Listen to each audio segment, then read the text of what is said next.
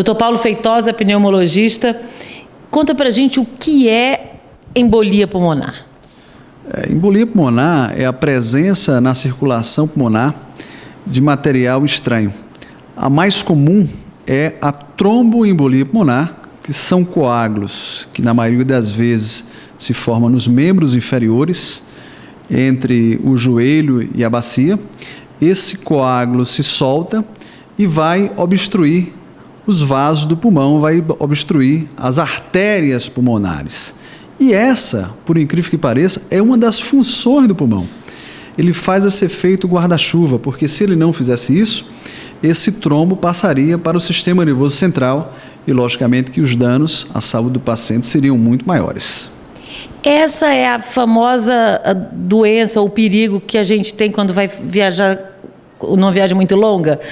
Manda mexer as pernas, andar, é por causa disso? A famosa síndrome da classe econômica, sim, é verdade.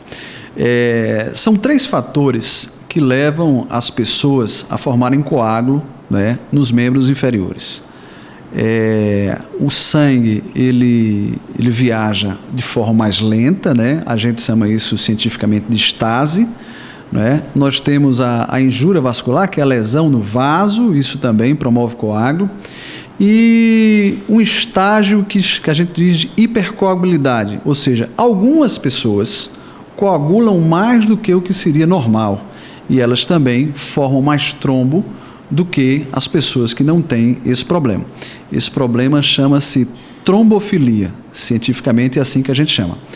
Então, depois que forma-se esse trombo ele é instável, ele pode se soltar com relativa facilidade. E aí ele se solta e vai terminar obstruindo os vasos do pulmão. Eu considero a embolia pulmonar uma das doenças mais traiçoeiras que a medicina tem, porque a gente pode ter situações em que o diagnóstico é muito difícil, o diagnóstico diferencial é muito difícil, e é uma doença que a gente precisa tratar o mais rapidamente possível, exatamente para salvar a vida do paciente. Então mata. Mata, e mata muito. Tem muita gente que tem morte súbita em casa e quando vai à necrópsia, mostra-se que morreu de embolia pulmonar. Quais são os sinais? O principal sintoma que o paciente tem é falta de ar, né? Tem uma coisa que a gente chama de tríade da embolia pulmonar. Quando vem assim é fácil, que é a dor no tórax, a falta de ar e escarrar sangue. Então, quando isso acontece, o diagnóstico é bem mais fácil. Só é que, infelizmente, a maioria das vezes essa tríade não acontece, né? Então, não é incomum um paciente ir ao pronto-socorro com uma falta de ar ou com a dor torácica, né, receber um anti-inflamatório, fazer apenas um raio-x simples e ser mandado para casa. E já voltar em uma situação de muita emergência.